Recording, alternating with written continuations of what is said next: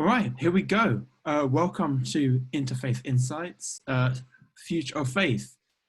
We've had now, this is number 3 of Future of Faith, and they've been really awesome shows. And now we're over 20 in Interfaith Insights, which I keep having to look up again and again. As always, joined by Zain Hussein from Edinburgh Coexistence. Hello, everyone. And as usual, we've got a great panel of other young people like us who kind of see right into how faith might be changing in the next years, how different issues might be altering how we view faith, how we interact with our faith.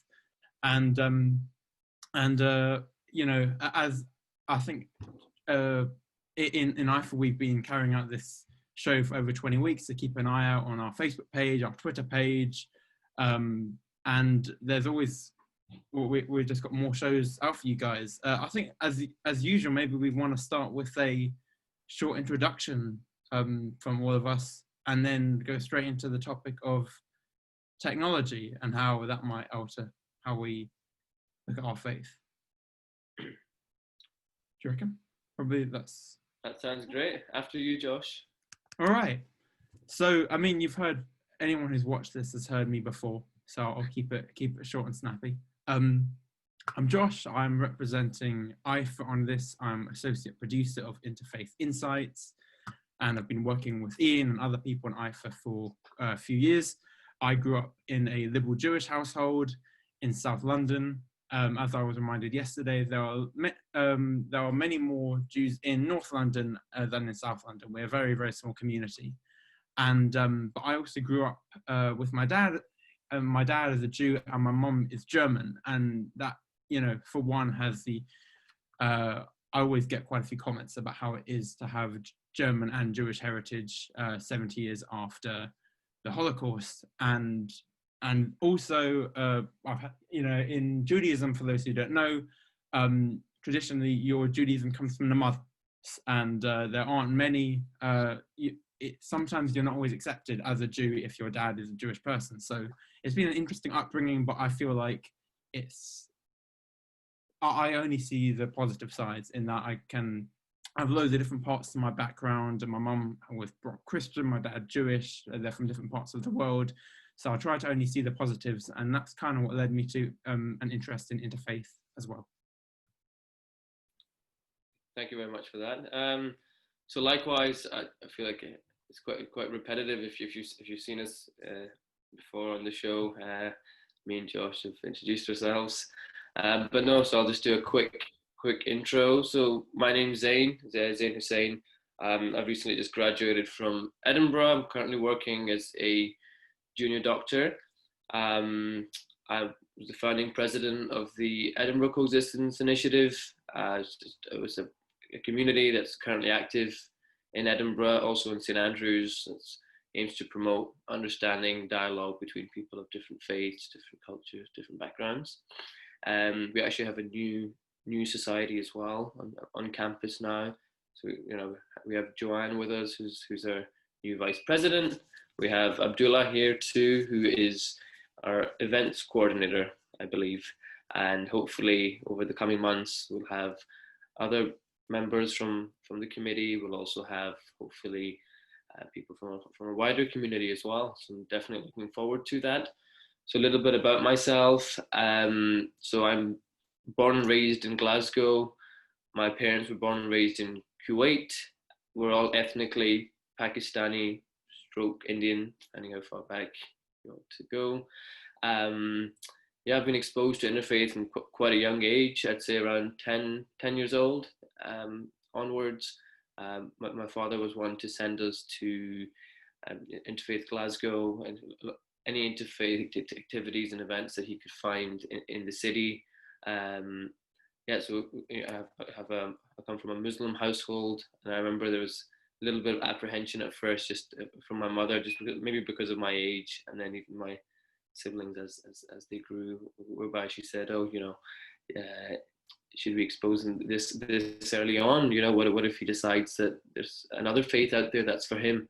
And I remember that's always stuck with me as, you know, it's quite a significant moment. And I joke about it with her now, and she's so grateful that it is something that all of us went through, because it allowed us, to not be afraid of the other, right? You sort of, you got to see each other for who we were, and in so much, like, from all the different faith communities that are in Glasgow, as diverse a city as it is. And I feel like that journey has just continued for me, and it's a journey that's been strengthened due to my own personal belief as well.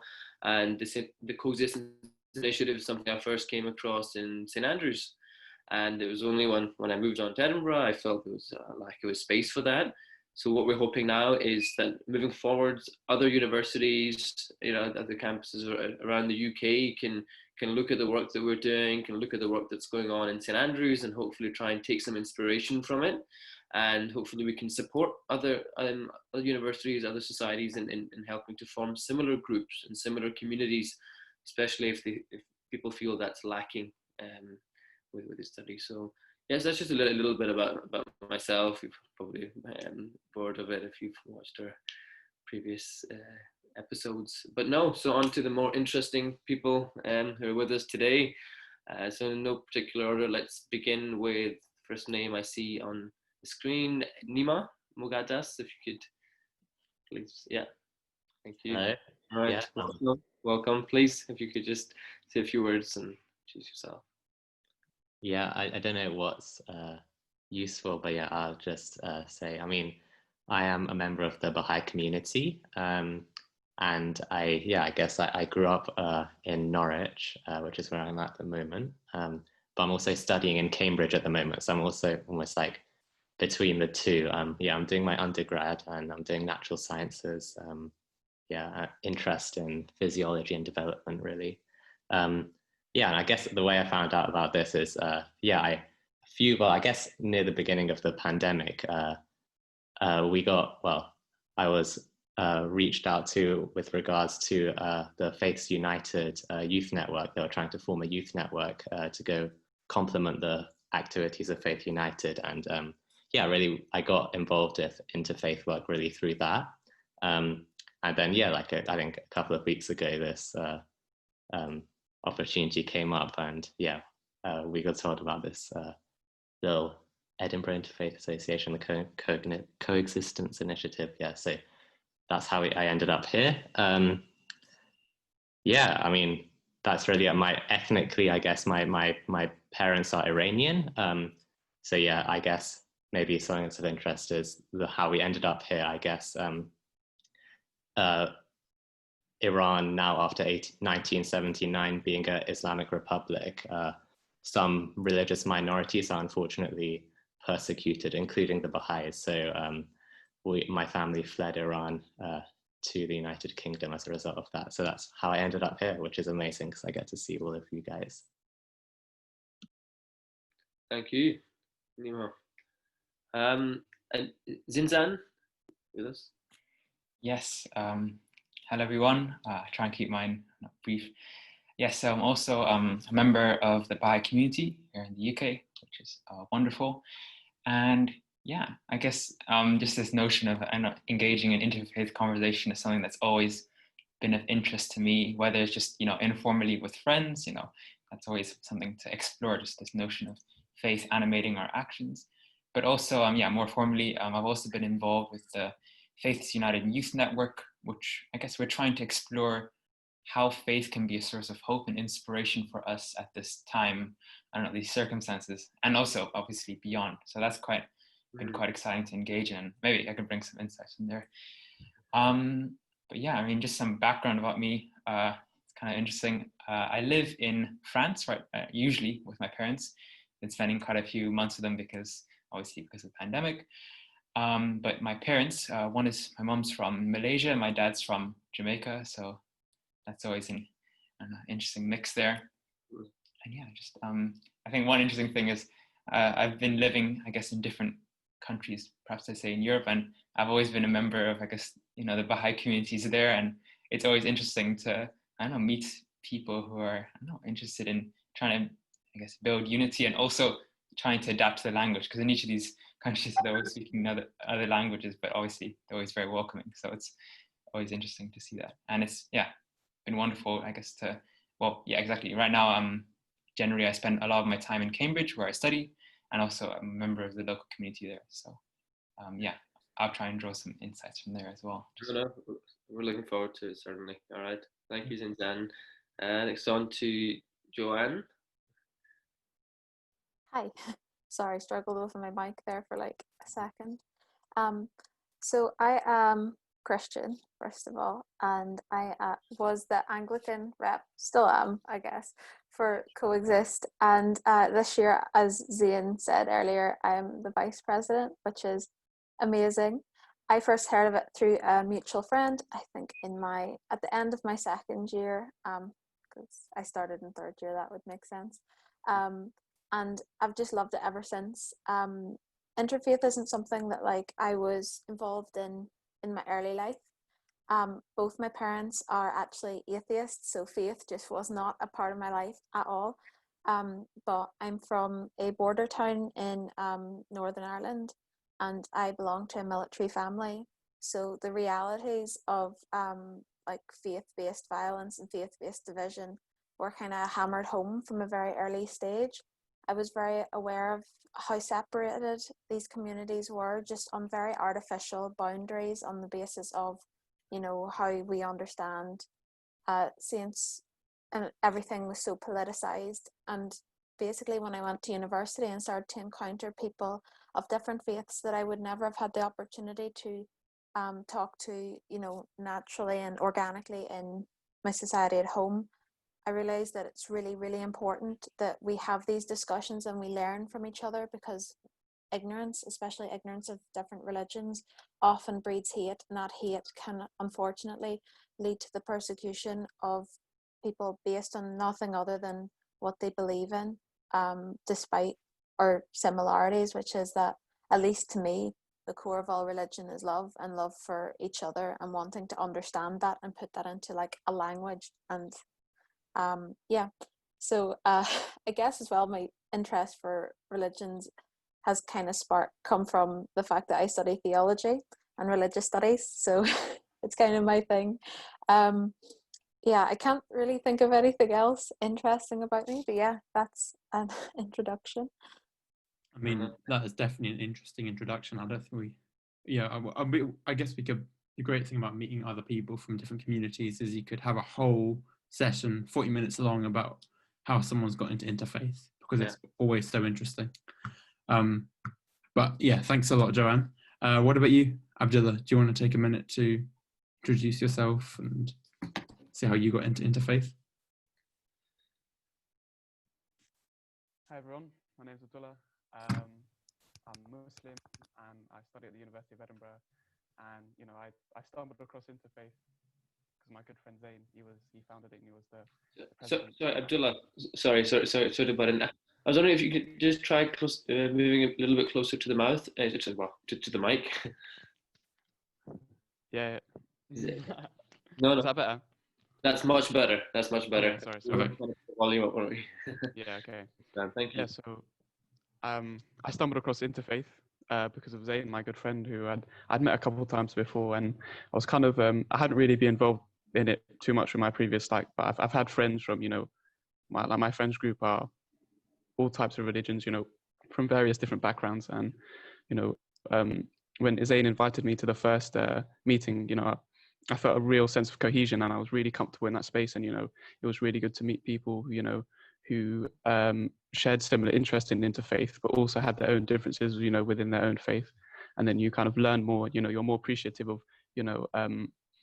basically how we can interact and become more gel better as a community, in terms, and instead of just kind of being ostracized, as I've noticed in some areas, a lot of people, especially with different faiths, they don't really interact too much. So it was really good to be in a space where that was, there was a space where it was provided. And yeah, so I joined the Interfaith Society as a society liaison officer this year, and yeah, I'm excited and ready for the events to come up.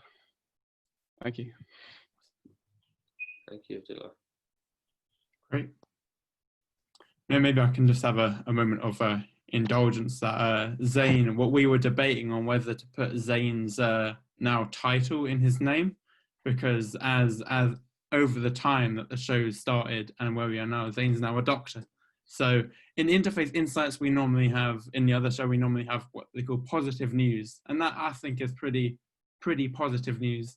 Quite a nice way to start it off. But we ended up not putting it in this title, but so everybody knows.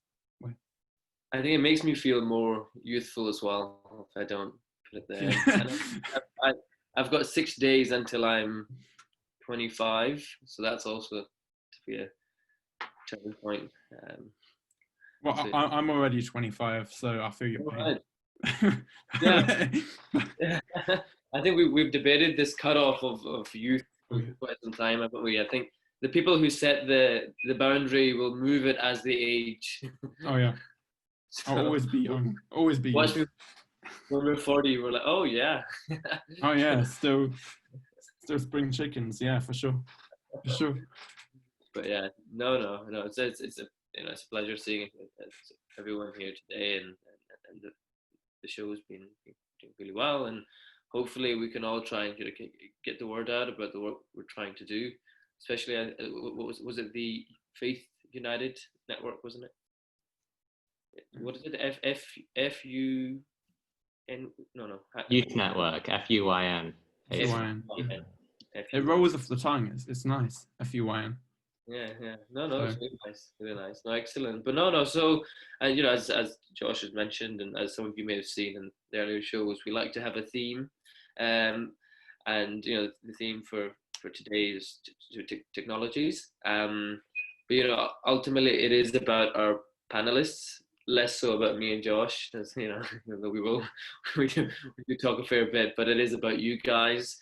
And about, your backgrounds, the work that you guys are involved in, and anything you want to share with us, any particular reflections, etc.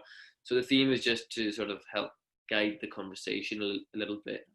But yeah, so feel free to just interject at any point, especially when either myself or Josh go off on a tangent. So but yeah. So starting off with obviously the role of technology, I think we can all agree it's a very timely theme, timely topic, the current situation. A lot of us are going back to university, and it's not necessary.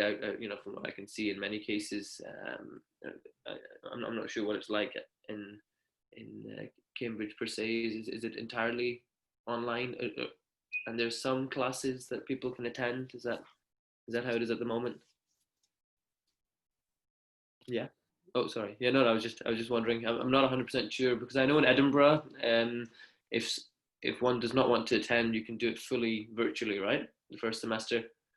And if you do attend, and there are some classes that they've facilitated for the students, that's how it's currently working. And I presume it's similar across the universities in the UK. Okay. Good. Yeah. So naturally, technology is of the utmost importance at this point. So yeah, how are you guys finding it? How well do you think it's working? One, in your own studies, there's quite a big shift in terms of your social life. Everything feels quite limited. And I guess another thing I'd put out there, if anyone wants to try and address this, is how do we or you guys as youth feel, in terms of this added burden of responsibility in society, where people are saying, well, look, the students have gone back to university and things are going to get worse or are getting worse, right? So it's being attributed to them. So I wonder how that feels, because I can't quite relate, because I'm just not on campus. So some of these things would be quite nice to get some insights into these. But yeah. Does anyone want to take that? Unfortunately, I can't contribute either, because I'm no longer on campus either. So yeah, I don't mind chipping in. Definitely it's going to be weird, but it feels like very different. It's a very different sort of learning environment for a lot of people. I'm just speaking from like our own experience. It's already broken. Learn was down for all of yesterday, our first day of term, which was very entertaining for those who had to stay at home or who wished to. That doesn't really help. And I think there's also been some clashes with timetables. But I'm pretty sure once it gets up and going, and once the universities get used to this technology, I can't foresee it going back to being fully on campus again. Just because, at least in the college that I'm at, New College, a lot of our lecturers kind of have a thing where they have been rejecting for years the whole recorded lectures thing, which I respect and I understand the reasons for it. However, now that they're being forced into that position, I can't see them being able to double back and being about how they won't record it and mandating that people attend in person, because they can't expect that anymore.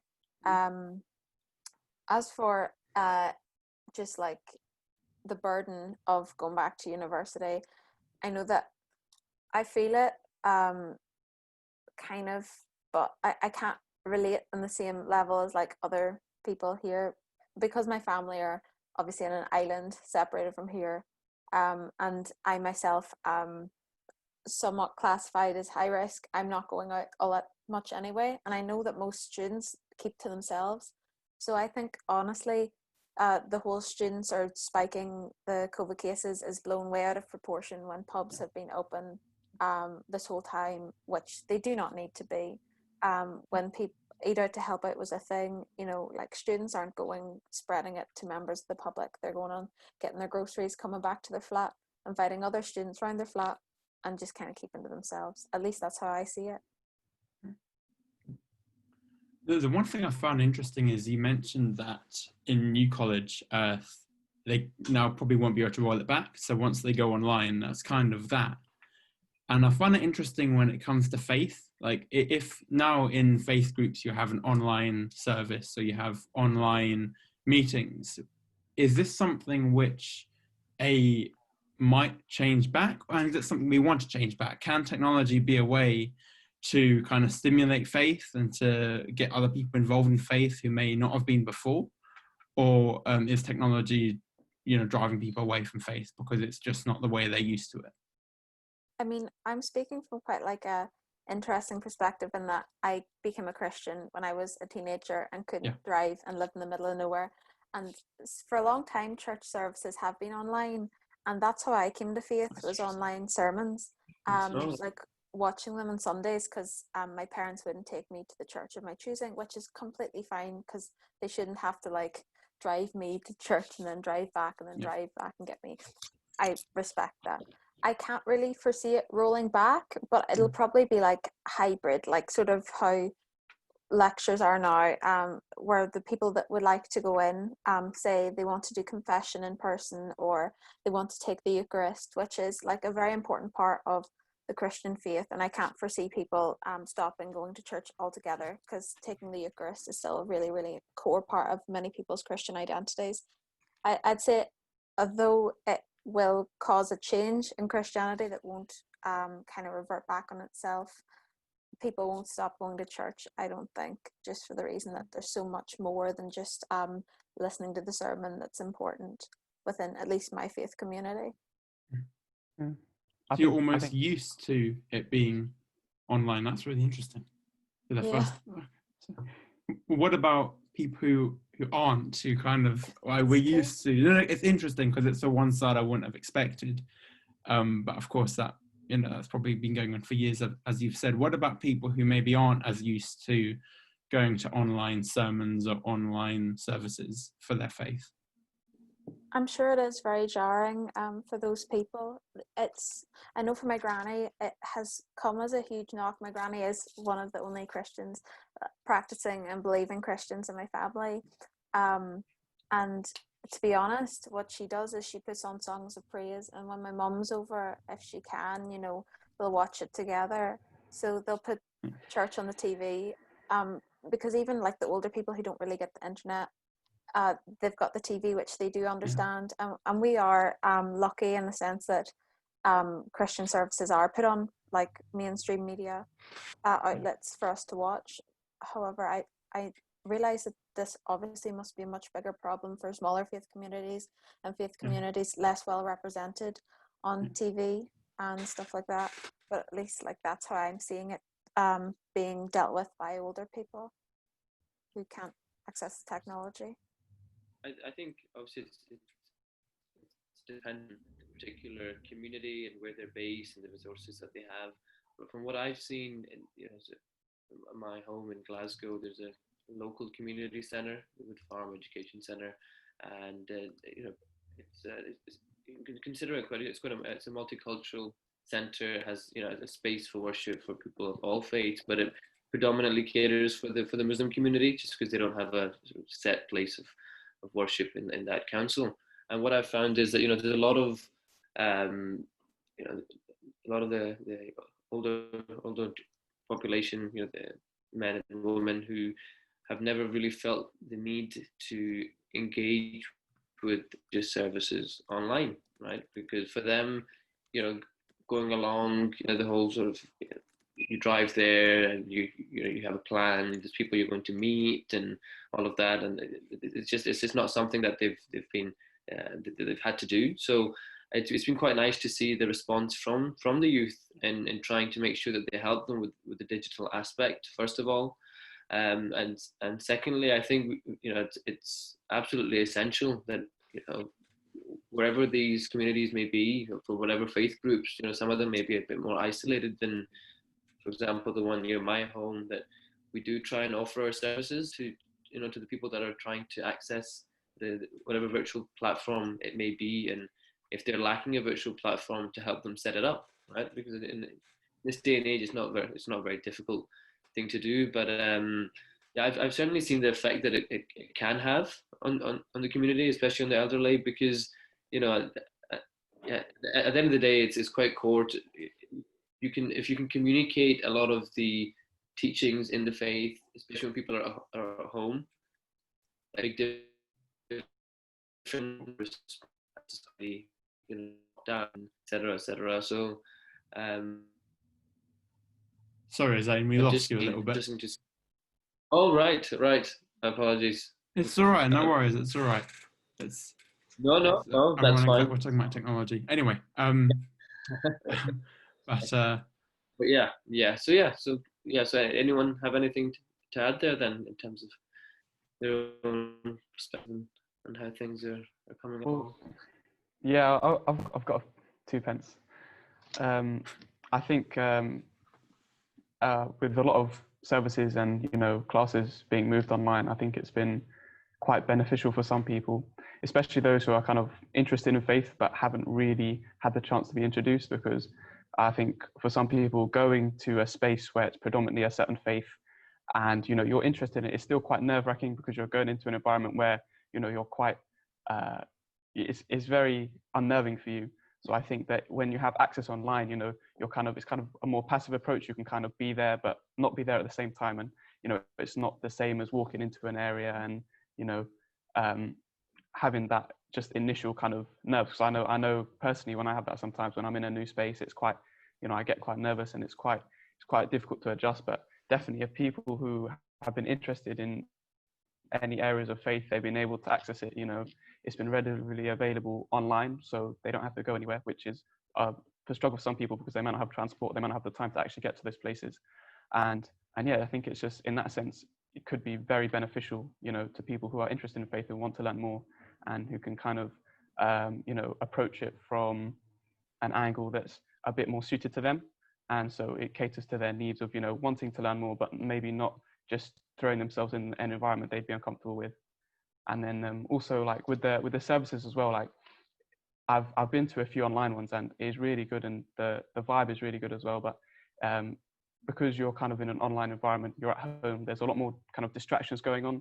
So compared to when you'd be at a place of worship, this online, it's more you're kind of less involved, and you're less the aura is less strong compared to when you're actually in a place of worship rather than online. And I've noticed that a couple of times, like if I'm listening to something or if I'm watching something, like my attention just kind of goes off to somewhere else, which necessarily may not happen if I was in that place, if you know what I mean. But yeah.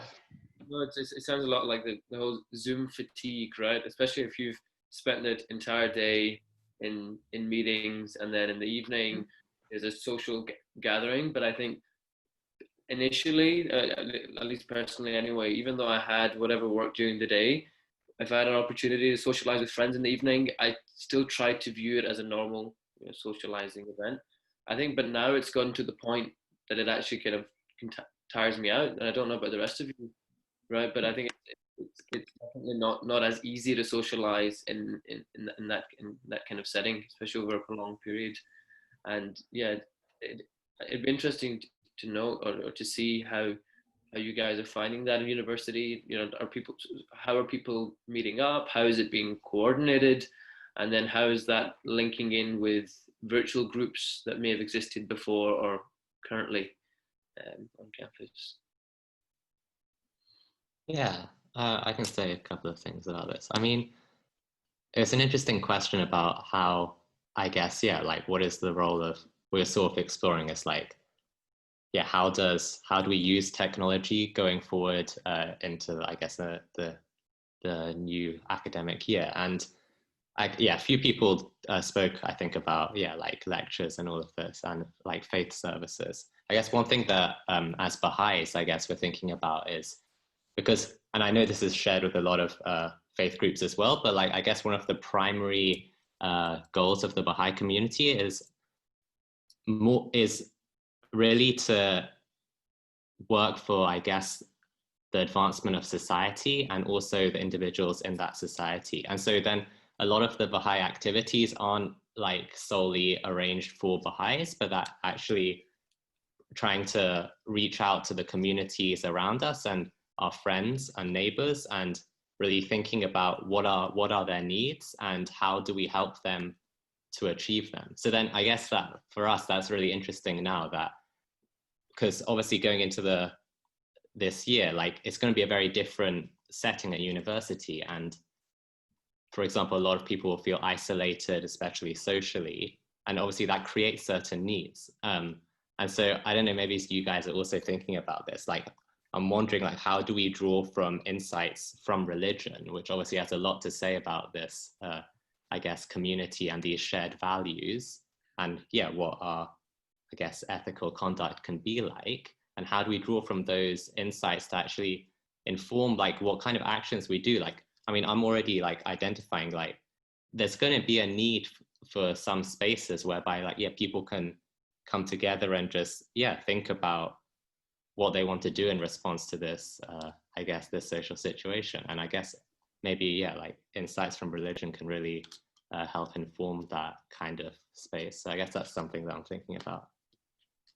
I find it interesting because I've noticed it today as well, but a few weeks ago when we had the last one, and I think the previous editions of Future Faith, we found that a lot of people are motivated by what they learn in their faith to go and help other people. So we had someone working at a women's charity, and lots of people working in that kind of sector.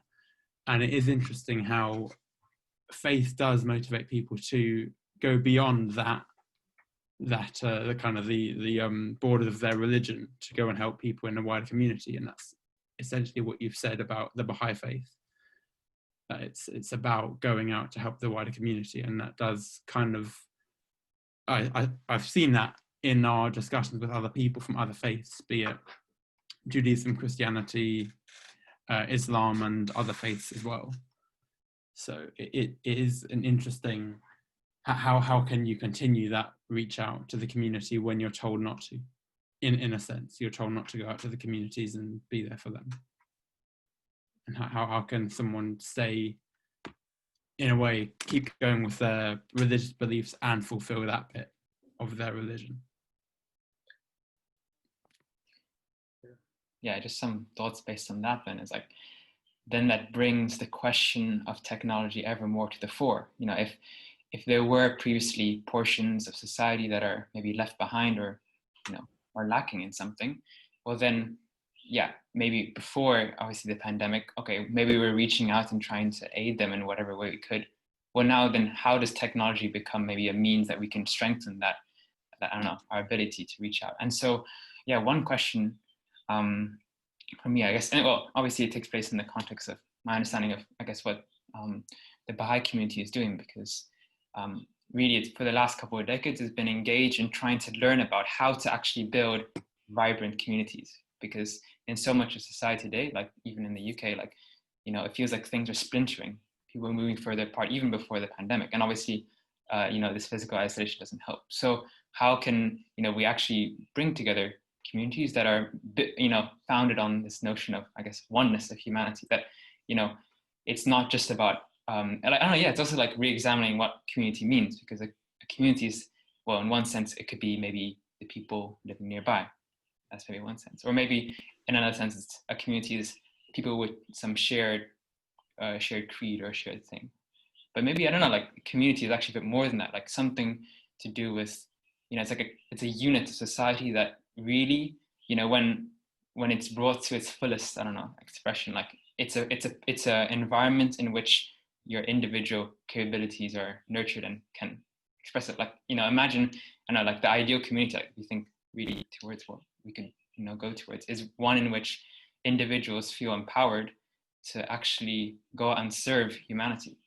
And so it's interesting to see, like I was hearing some of these thoughts, like, you know, in this pandemic, you know, there's this connection that we're starting to see between, you know, actually like turning inward and trying to, I don't know, reignite, I guess, our connection to God, and maybe, or just, you know, what does it mean to, I don't know, go to these faith services online or something, or have worship that is maybe not in the traditional way. But there's this very intimate connection, as kind of was expressed, like that actually we're motivated by our faith to go out and do something. And so there's this intimate connection between worship and service. And yeah, for me, it's been interesting to think, okay, then, as Nima was kind of expressing, like, then how do we, you know, rather than technology being just like, okay, we got to adapt and figure out how we use this new thing, how do we use it as a means of, I don't know, enabling others around us to, I guess, yeah, serve others, and like drawing on this power of faith? I think this is an interesting question to think about. Yeah, that is certainly interesting, because I can definitely relate to that. I know you're saying that there's people who maybe they come from no faith, and then having, you know, this time to ourselves, you know, sort of isolated, etc., and it's making people turn inwards and reflect on, you know, existence, the purpose of it, you know, etc. And I think the same can be said for even people of faith. I found, like, prior to the pandemic and all the lockdown, personally, you know, after doing my reflection, I can definitely state that as much as I took time out to do my, you know, my prayers and to reflect, it's not. I feel very different now than I did before, because all of a sudden there were a lot of things in life that were driving me from one stage to the next. So from 1 month to the next, I was like, okay, there's these major events or major meetups, right? And I was very much focused on them. I was okay, maybe I'm going to travel for my elective there. I'm going to go and see people in this place, and I'm going to do XYZ. And suddenly all those plans just vanished, right? So there was that period that we all went through, March, April, where there was nothing, right? It was like nothingness. Everyone was sat there, plans were gone, so much uncertainty. And I feel like that period in particular is where even I myself sat down and asked myself, well, all right, so what are you doing with your life? You know, what are you doing? What is your purpose? And who are the people around you? Who are the people that you should be in touch with and maybe you haven't been? And again, you're mentioning that aspect of community. And for me, you're right, there's a definite individual level. Oh, hello. Oh, it's a shame where you was in mid-flow. I'll be honest, Zinzan, I was hoping you'd have an answer to that. We could have just, you know, been like, right, we've got an answer to the question you mentioned. We should just, you know, write it down and then we can move on to the next question. I was hoping you'd just be like, well, I've worked it out. And I also hope that maybe Zain would have an answer, but now we've lost him. I'm sure he'll come back. We've always managed to keep it going. We've actually got a question from a viewer at the moment, from Harry and Ian, which is that, can you get the same deep sense of community online? And is it a real community? And what's the difference? What's the main difference between like having a community online and having a community in the building or in your, whatever it may be, in your religious center? Well, what are the main differences we've noticed? I guess one of the differences that I've noticed myself is that putting everything online, and I noticed this as well when I was a teenager relying on technology, is just watching back church services is a very shallow introduction to what Christianity actually is and actually means.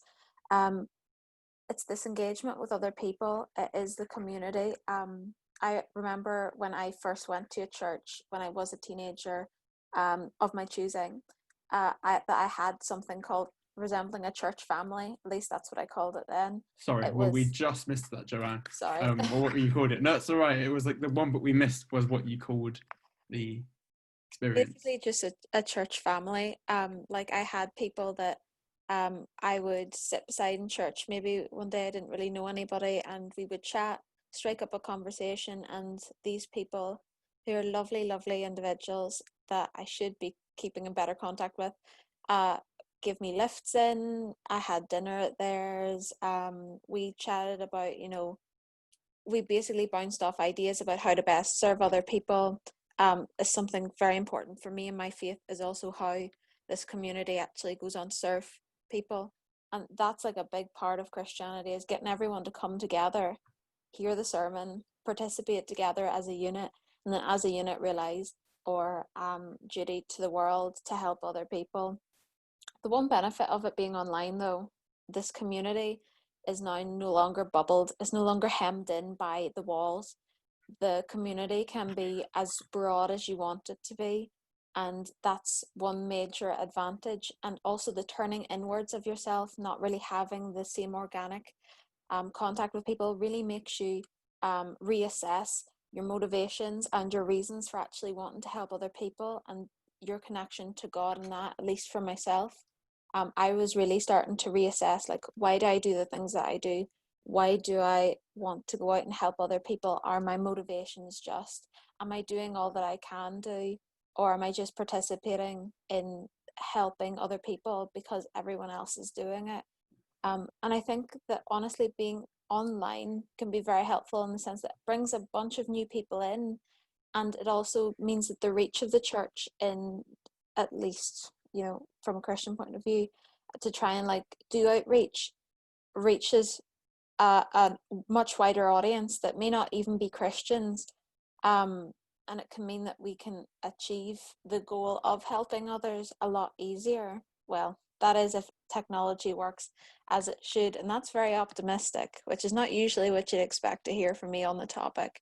But I do think it has its positives, although as far as community goes, it's a completely different animal from the community that we're used to. Yeah. What about other panelists? What's the online community animal like for you?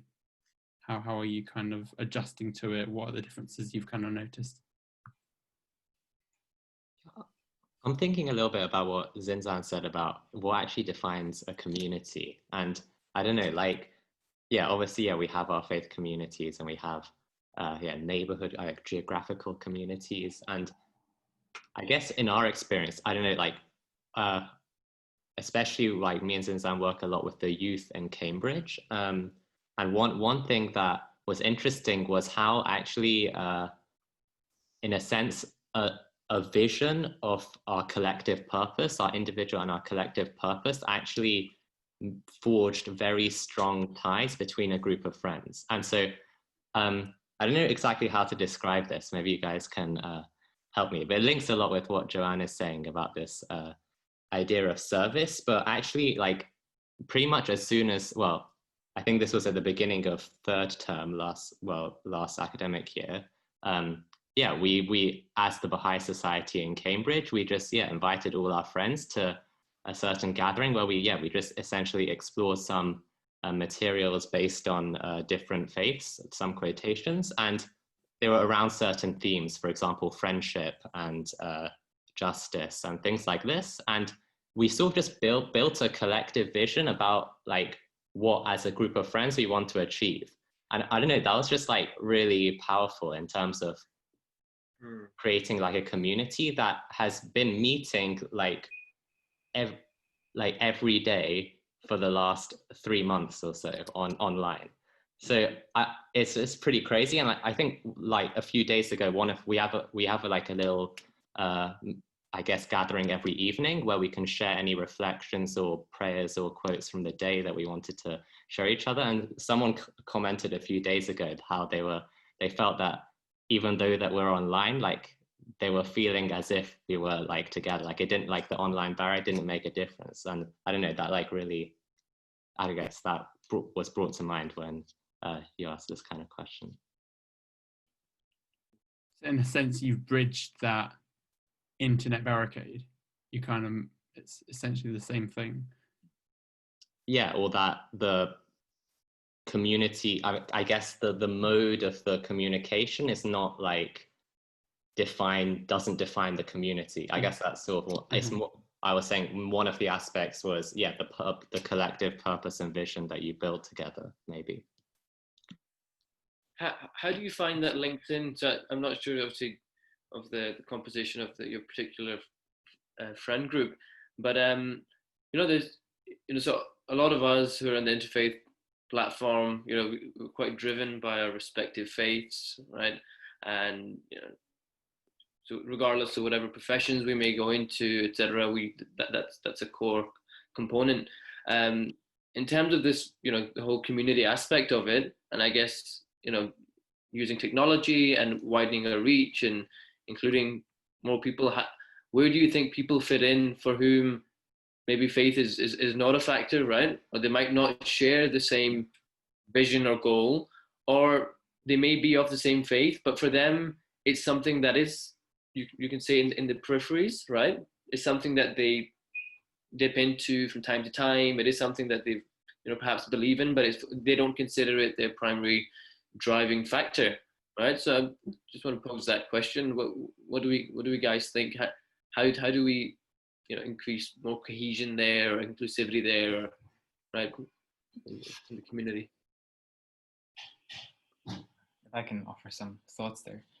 I mean, it's absolutely fascinating, right? Because, yeah, how interesting that at this time we're re-examining what is this notion of faith, and what does it mean to like draw, I don't know, hope and inspiration, and as was kind of previously mentioned by two people, there's this intimate connection between our inner condition and our outer actions, and I think it goes beyond whatever you're engaging with a particular, I don't know, religious source or something. I don't know, there's a lot of unity and I don't know, collective vision that you can build when your vision is that of trying to be of service to humanity. I think that's something that really, when you think about, I don't know, one image I like to have in my mind is like walking a path of service. So I don't know, it's a path that obviously it beckons to new horizons. Like there's so much to tread. Like the way in which we can serve others, like that might find expression in the way we treat our family. Maybe it's the way we treat our friends, but maybe it might find expression in the way our work or our education. I don't know. There's such a great, I don't know, broad way we can go. But then also it's accommodating. People move along this path at their own pace. Some people might really wish to move quickly and at a quick pace, and there's others who might not really know, or maybe aren't really sure and might move slowly. But everyone can move and progress.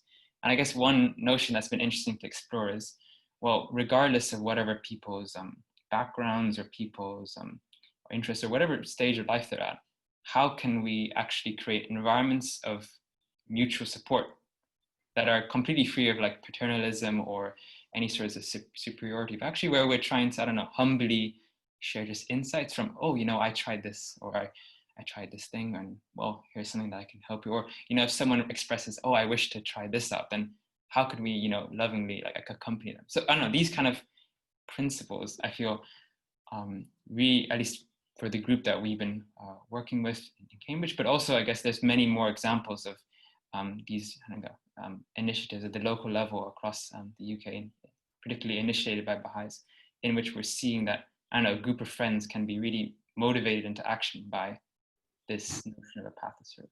Anyway, just some thoughts.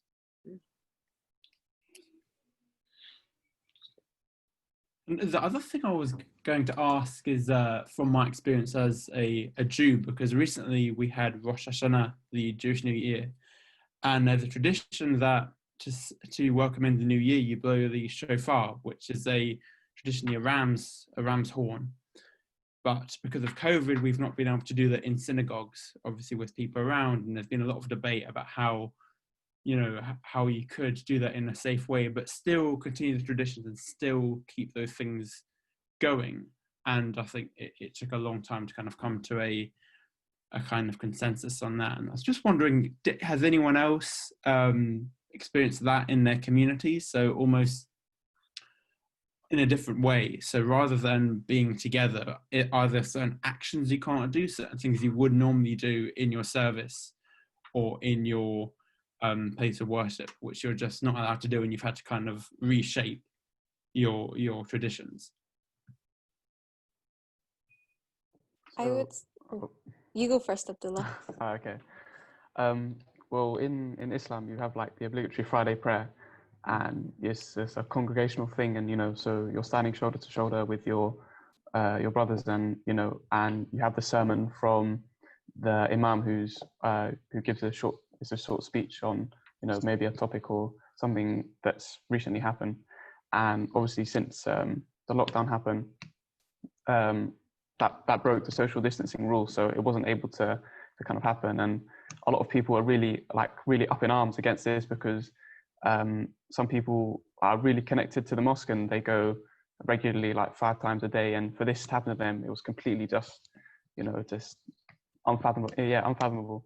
So and I struggled as well, because you feel like you're doing something wrong, because you're missing it, but there's not much you can do about it at the same time.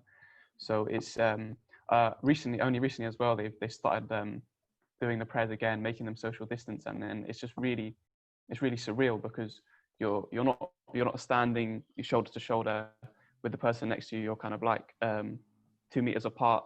Everyone's wearing a mask, and it's very kind of isolating in a sense. So it's quite difficult to adjust to, but you get used to it. And I was grateful that I was able to go to the mosque and pray my prayers again.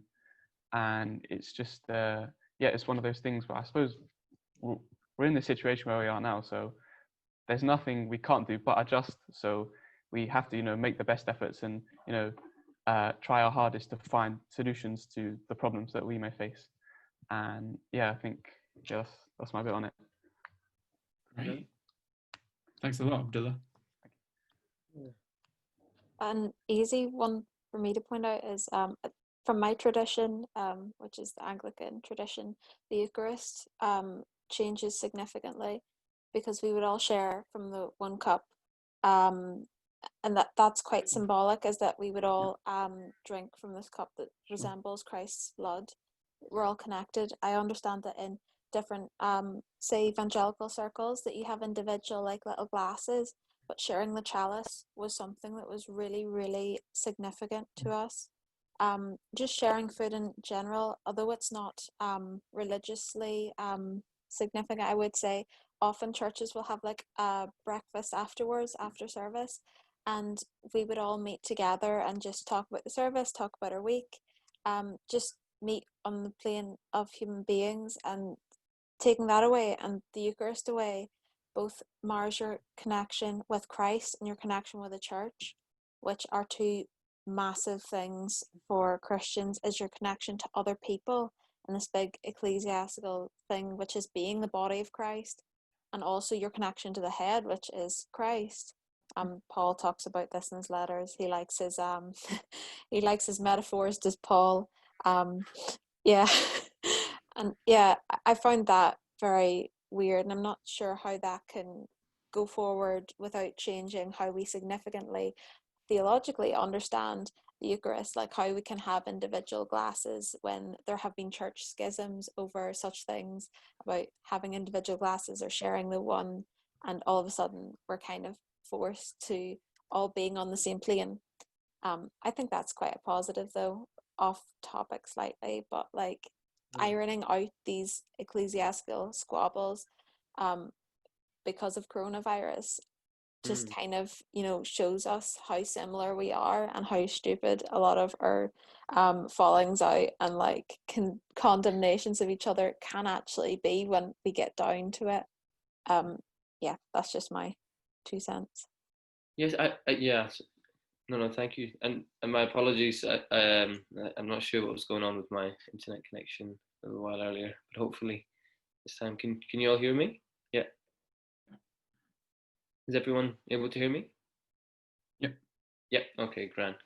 No. Just another thing. I just wanted to note, since we're talking about technology, how we're all able to link up and reflect, and build communities, etc., etc. I wonder how much of it can also translate into sort of social activism, right? And what we're doing at a ground level. So I think it links into the episode, our previous episode, right, where we were talking about people who are actually on the ground and they're engaged, involved. I just wonder how we can, one, tap into these groups that we are, not communities that we're trying to create and bridge and have them all understand each other better, etc., and how we can translate that into making a difference. So I think that was one of the things when I was speaking about in lockdown, and I was reflecting and thinking, okay, well, what is it that I'm doing, right, in my day-to-day life, and why is it I'm doing what I do?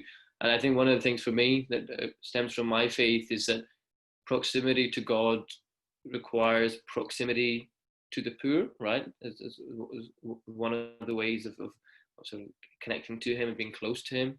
And I do remember there's a statement by the Prophet Muhammad, and it says that on the day of judgment, or on the day when everyone is resurrected, so we believe, God will say, "O son of Adam, I sought food from you, but you failed to feed me." And then the person would ask, "My Lord, how could I feed you when you're the Lord of the world?" And God will say, "Well, do you not realize that a particular servant of mine asked you for food, but you did not feed him? So did you not realize that if you had fed him, you would have found him with me?"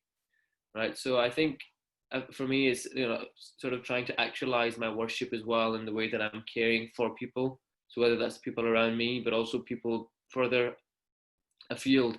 And now with technology, I think we can do a lot more. We're able to connect and find out about people around the world that we otherwise might not have. But yeah, I just thought I'd put that out there. Any thoughts on how we can try and stimulate that kind of change, or that kind of an effect?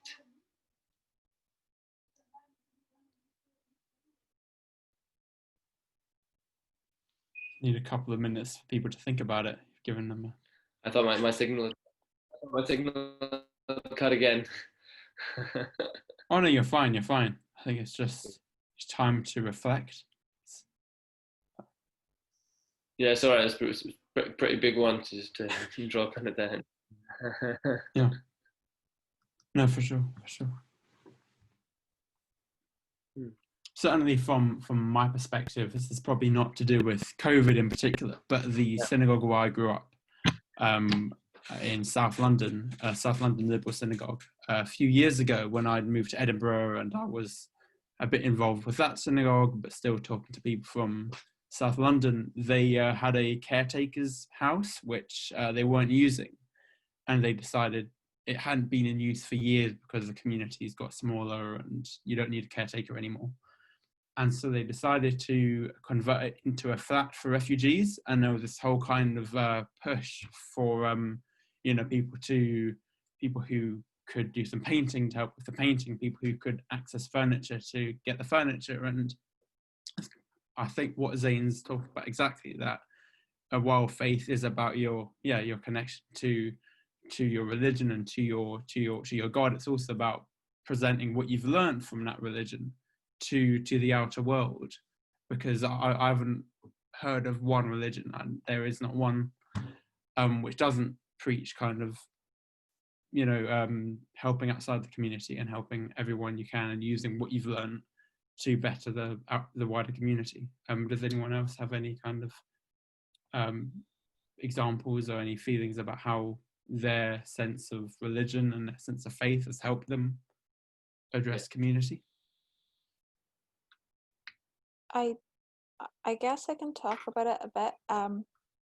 I feel kind of like weird talking about it in the sense that it feels like gratuitous, talking about how I use my faith to help other people. I have found though that since COVID, definitely the thing inside me that really wants to just reach out and help other people, that like deep desire to help my fellow human being, has just been like ringing all the alarm bells. It's just been really pushing me to go outside my comfort zone and to like have conversations with people that I wouldn't normally, and to try and help those less fortunate.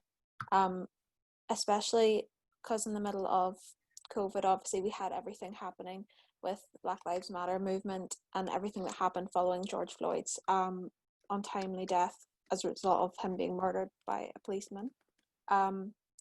Just that sense of really seeing the need in other communities and addressing it religiously has been picked up by a lot of religious communities. The need to actually address the inequalities deep within our society, the systemic inequalities, and I want to actually produce some systemic answers to these issues, as well as helping the poor, on our doorstep. It's about tackling inequality at its roots. And I've seen a lot of more religious people actually petitioning for this type of change, whereas before it was almost like feeding them out of one hand and on the other voting them into more deeper austerity even. So yeah, at least that's my experience of it. The need to like educate other people, which we can do so much better online on a wider forum, actually really helps outreach to those who need it, and helps us place our resources where they need to be placed. And so yeah. No, that sounds wonderful. No, yeah, I'd like to just thank each and every one of you for coming along today and sharing your wonderful insights. They've, I've certainly, I feel like we've addressed, no, can't say addressed per se, but we've certainly raised a number of questions that'll, keep us thinking for quite some time after this, and hopefully these can, have after effects into our respective friend groups and communities and charitable organizations, etc. So it's just hopefully a place to sort of stimulate thought, and hopefully moving forward, you guys and you can spread the word about the Edinburgh Interfaith Association, the Coexistence Network, and just all the different organizations that are out there, and all the work that they're trying to do. And hopefully we can, I'd like to thank you all. It's been quite stimulating thinking about what actually is a community, and then reflecting sort of on technology, both in on campus and in the wider society, and how we're trying to hopefully use that to connect with each other better, but also to make a real change as well, both at home and hopefully afar. So I think that's I've certainly enjoyed this very, very much so. But yeah, again, it's been a pleasure, and we would love to have you guys and on shows in the future as well. Yeah, for sure. It's been a great chat, and I always say that maybe one day we actually meet in person, because you're right. I mean, we've worked out today, technology is great, and you can meet people in Norwich and in Cambridge and in Edinburgh and in London in one place, but at the same time it's probably not a replacement for actually meeting up afterwards. Definitely. So who knows where we're in every single corner of the UK, but we can make it happen.